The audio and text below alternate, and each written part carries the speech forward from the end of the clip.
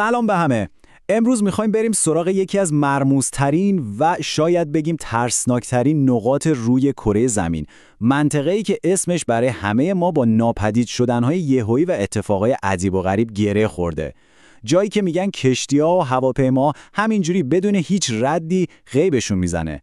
پس آماده بشین که با هم به قلب یکی از بزرگترین رازهای دنیا سفر کنیم. خب سوال اصلی همینه نه؟ این همه کشتی و هواپیما واقعاً کجا میرن؟ این سوالیه که دهاست ذهن دانشمندان، ماجراجوها و اصلا همه ما رو درگیر کرده.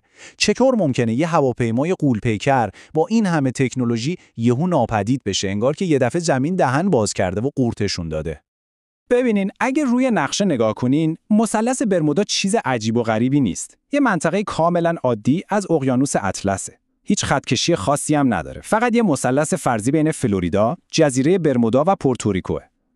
ولی داستانا میگن توی همین محدوده بظاهر آروم اتفاقاتی میفته که هنوز هیچ توضیح قطعی براش وجود نداره. این افسانه مثلث برمودایی که میشنویم یه شبه درست نشده. این راز تیکه تیکه بر اساس داستانهای واقعی و خیلی تکون دهنده شکل گرفته. داستانهایی که هر کدومشون از اون یکی عجیب تره. بیاین با هم چند تا از معروف تریناش رو مرور کنیم. این ماجراها اصلاً جدید نیستن. ببینین، داستان از سال 1918 با یک کشتی به اسم سایکلاپس شروع شد. بعد در سال 1945 با ماجرای معروف پرواز 19 به اوج خودش رسید. و تا همین امروز هم که با هم صحبت می‌کنیم، این راز همچنان ذهن مردم رو درگیر خودش کرده. 309. این عدد رو خوب یادتون باشه. این فقط یه عدد نیست. این تعداد آدماییه که توی یکی از اولین و بزرگترین پرونده‌های این مثلث برای همیشه گم شدن. 309 نفر خدمت کشتی غول‌پیکر نیروی دریایی آمریکا USS سایکلاپس که سال 1918 وارد این مثلث شد و دیگه هیچ وقت برنگشت. چیزی که ماجرای سایکلاپس رو واقعاً ترسناک میکنه اینه که مطلقاً هیچی ازش باقی نموند. نه یه تیکه چوب از بدنه کشتی، نه یه لکه روغن روی آب، نه حتی یه پیام کمک نصف و نیمه. این کشتی عظیم با 309 نفر ختمش انگار که دود شد و رفت هوا. اما داستانی که واقعاً اسم مثلث برمودا رو سر زبونها انداخت و جهانیش کرد، ماجرای پرواز 19 بود. این پرونده دیگه کلاسیک ترین مثال یه راز حل نشده است. 5 تا هواپیمای بمب‌افکن نیروی دریایی آمریکا. دسامبر سال 1945 بود. این 5 تا هواپیما برای یه مأموریت تمرینی خیلی عادی از فلوریدا بلند شدن. هوا هم عالی، دریا آروم، همه چی مرتب.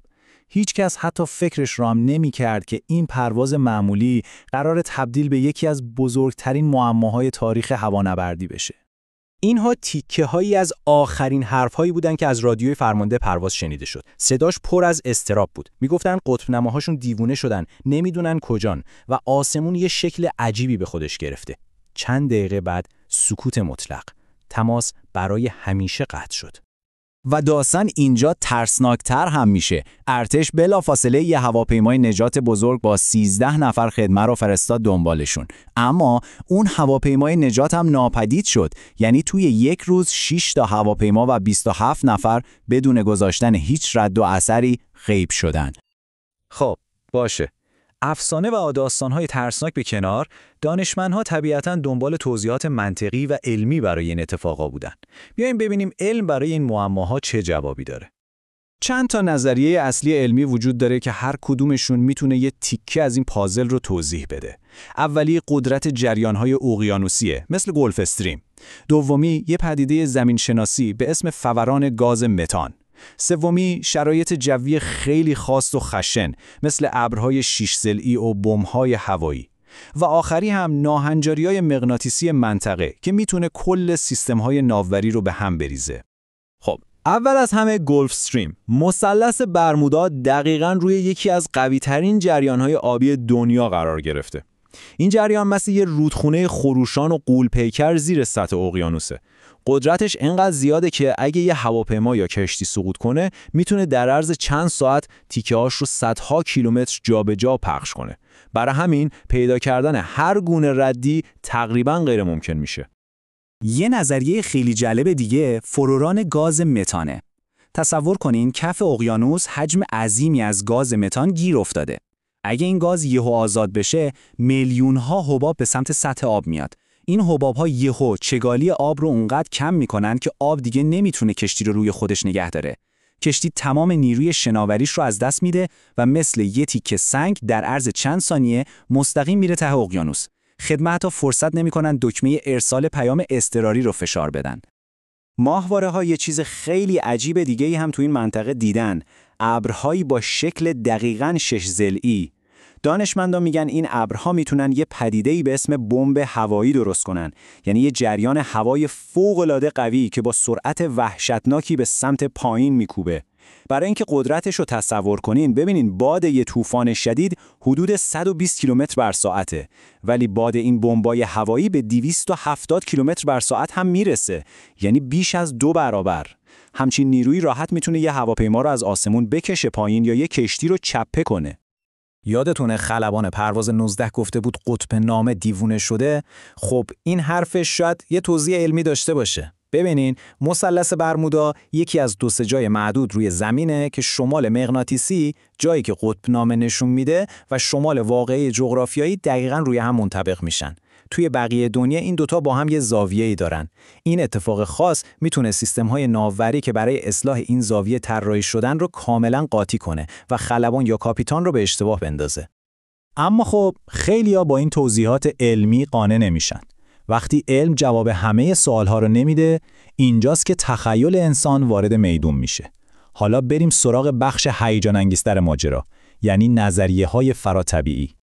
اینجا دیگه هر نظریه‌ای که فکرشو بکنین مطرح میشه. از ربوده شدن توسط موجودات فضایی که میگن اون زیر پایگاه دارن، گرفته تا وجود دروازه‌هایی به بعدهای زمانی دیگه که کشتی‌ها اشتباهی واردش میشن. یه عده میگن اینا همش به خاطر تکنولوژی‌های بجامونده از تمدن گمشده آتلانتیسه. خلاصه که این نظریه‌ها سعی میکنن جاهای خالی که علم نتونسته پر کنه رو جواب بدن. خب با همه این نظریه‌ها، چه علمی و چه فراتبیعی، آخرش چی؟ آیا هنوز واقعاً رازی باقی مونده؟ بیایم به سوال اصلی برگردیم. یه عده هستن که یه توضیح خیلی ساده و منطقی دارن. میگن ببینین، این منطقه یکی از شلوغ‌ترین مسیرهای کشتیرانی و هواپیمایی تو کل دنیاست. خب خیلی طبیعیه جایی که ترافیک زیاده، آمار حوادث هم بالاتر باشه.